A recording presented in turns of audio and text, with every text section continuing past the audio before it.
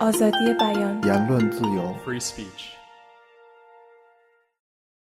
I will conclude with an anecdote which I have written about once or at least once in the press, and which I may have related on other occasions. We were having a class reading. I'm a graduate of Robert Academy, class of 1964, and in 2004 we were having our 40th class reunion. This was 4 years after I had come out of the closet, so to speak, over the historical truth of the Armenian genocide by granting that now notorious interview to Neşe Güzel in October 2000. So I had a certain notoriety at the time. I was being attacked all the time, I was being debated all the time, and here were my old classmates from high school wanting to hear all about it.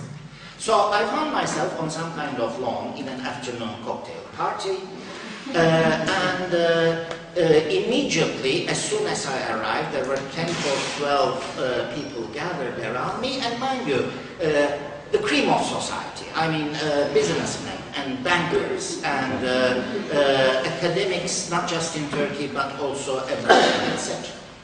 And one of them rather politely said, Halil, I've been following you, following what you've been writing.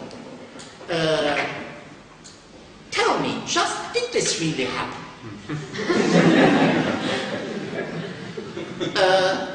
And I said, okay. I mean, he was and is a professor of economics and finance, not in Turkey but abroad, in Europe.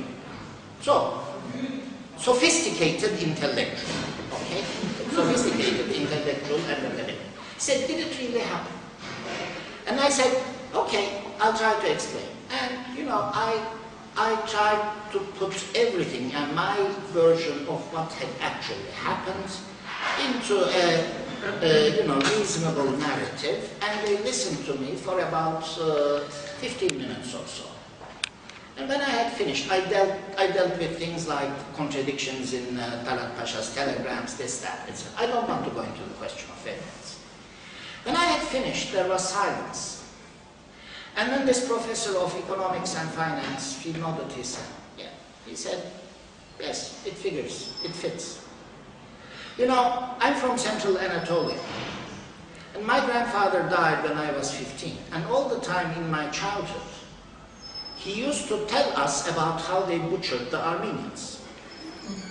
He was himself a butcher by profession. So one day, he's talking about his grandfather and stories that his grandfather told him when he was small, 10 years old or so.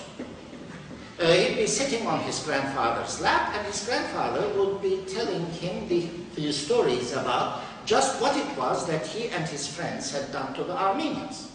On the farm, one day, he had put on his white leather butcher's apron and taken up his position by a feeding trough.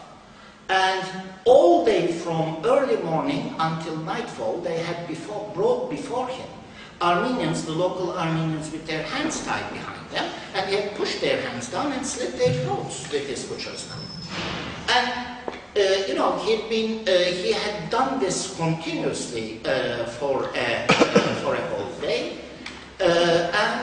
He said, this person, the grandson who was narrating it to me in the midst of these 15 people around me, he said, my grandfather told me that when evening fell, he was drenched in blood from head to toe. Whereupon silence fell on the group, and then another voice piped up. An engineer, a mechanical engineer who had been educated in Germany, and he said, yes, I'm from the south, from the Adana region, and in my family everybody used to speak about how they loaded all the Armenians on trucks with their hands and feet bound in the morning and left with them, and then the trucks came back empty in the evening, and nothing more was heard of them. And then another spoke up And he said, yes, I'm from Central Anatolia too. And what they did in our village was they again bound up the Armenians' hand and feet and took them to the banks of the Halis, the Kızılırmak. And, you know, the stories that we used to hear was that the Halis ran red for many days, and again the trucks and horse carts and carriages came back empty. So 3 people, 3 individual testimonies, and again silence. And I said, look you guys, if these are all part of your family memories and narratives, what do you mean asking me, did this happen? And then the first economics professor spoke up again and he said, but my grandfather also used to say, they started it, they first did it to us.